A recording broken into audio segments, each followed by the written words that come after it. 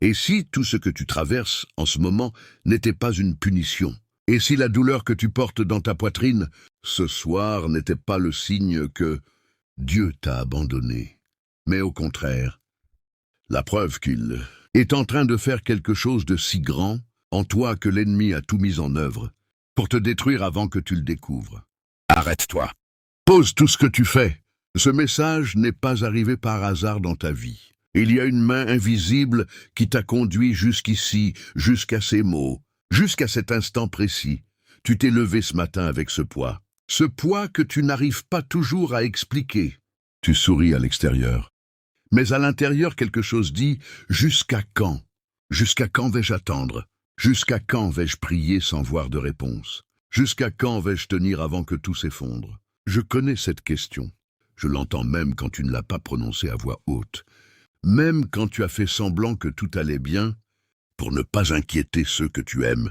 Je sais ce que tu portes dans le silence de tes nuits. Je sais les larmes que tu as retenues. Je sais les promesses qu'on t'a brisées. Je sais les portes qui se sont fermées alors que tu avais tout donné. Et je veux te dire aujourd'hui avec une vérité qui vient d'au-delà de ce monde. Je ne t'ai pas oublié. Tu regardes ta situation et tu vois un mur. Épais, haut, sans issue. Tu cherches la porte depuis des mois, peut-être des années, mais laisse-moi te dire ce que je vois, moi. Je vois un chantier. Je vois une construction. Ce mur que tu vois comme un obstacle, je le vois comme une fondation. Cette période d'obscurité, je la vois comme la nuit qui précède l'aube la plus lumineuse de ta vie. Tu connais l'histoire de Joseph? Vendu par ses frères, jeté dans un puits, esclave, emprisonné injustement pendant des années. À chaque étape, si tu n'avais regardé que ce qui était visible, tu aurais dit « Dieu l'a abandonné ». Mais à chaque moment de trahison, Dieu construisait en Joseph quelque chose que personne ne pouvait lui enseigner en dehors de cette souffrance, une humilité, une sagesse, une résistance intérieure. Et quand le moment est venu, en un seul jour, Joseph est passé d'une cellule de prison au rang de vice-roi d'Égypte. En un seul jour, ce que Dieu avait préparé pendant des années a été accompli en un instant. Toi, en ce moment, tu es dans la cellule, mais ne te trompe pas sur ce que ça signifie. Ce n'est pas la fin, c'est la préparation. Je vais te dire quelque chose que beaucoup ne voudront pas entendre. Le diable n'attaque pas ce qui ne le menace pas. Un général n'envoie pas son armée contre une position sans importance. Il concentre ses forces là où les enjeux sont les plus grands. Si tu fais face à des résistances inexpliquées, des portes qui se ferment systématiquement, des relations qui se brisent, des projets qui s'effondrent au dernier moment, ce n'est pas parce que tu es maudit, c'est parce que tu es une menace pour le royaume des ténèbres. Il y a quelque chose en toi, une mission, un appel, une destinée, qui effraie les puissances invisibles. Et elles ont tout fait pour te décourager, t'épuiser, te faire abandonner avant que tu arrives à destination. Mais voici ce que le ciel veut que tu saches aujourd'hui. Le ciel a renforcé ta protection. Les anges qui te gardent ont reçu de nouvelles instructions. Les murs spirituels autour de ta vie ont été relevés. Les assignations de l'ennemi contre toi ont été brisées dans les lieux célestes. Et ce que l'ennemi pensait avoir détruit dans ta vie va ressurgir plus fort que jamais. Je veux parler de ce que tu vis avec douceur, parce que je sais que tu es fragile. Pas faible, fragile, il y a une différence. La fragilité, c'est avoir été blessé en combattant. Ça veut dire que tu t'es battu, que tu es resté sur le terrain quand d'autres sont partis. Et cette fragilité-là, je ne la regarde pas avec pitié, je la regarde avec honneur. Dans le cycle de la nature, l'hiver est la saison la plus incomprise. Tout semble mort. Mais sous la surface, les racines s'enfoncent plus profondément. Les arbres accumulent, ils renforcent ce que personne ne voit. Et au printemps, ils explosent en vie avec une puissance décuplée. Tu es dans ton hiver spirituel, ne méprise pas cette saison. Ce qui se passe sous la surface de ta vie en ce moment est plus important que ce que tu vois. Tes racines s'approfondissent, ta foi est purifiée, ton caractère est sculpté. Et quand le printemps viendra, et il viendra, personne ne sera prêt pour la version de toi qui sortira de cette saison. Dans le psaume 56, il est écrit « Tu as recueilli mes larmes dans ta outre. Chaque larme que tu as versée a été recueillie. Chaque nuit où tu as pleuré seul, chaque matin où tu t'es levé avec un sourire forcé, chaque moment où tu t'es senti disparaître dans le silence. Je l'ai vu, chaque fois, et cette douleur n'est pas perdue.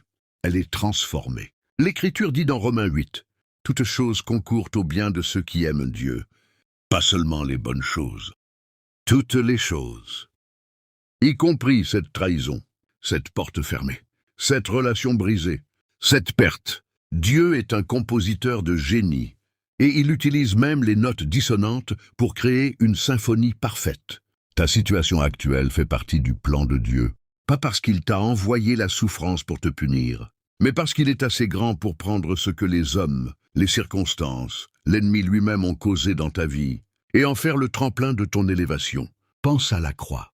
En regardant depuis l'extérieur, les disciples ont cru que tout était terminé, que l'espoir était mort. Mais la croix était le plan, pas l'échec du plan.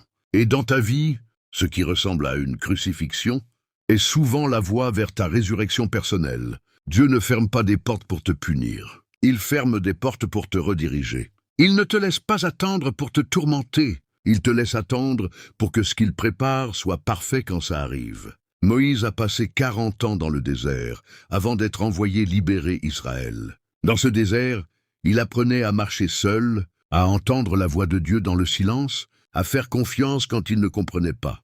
Ton désert est ton école.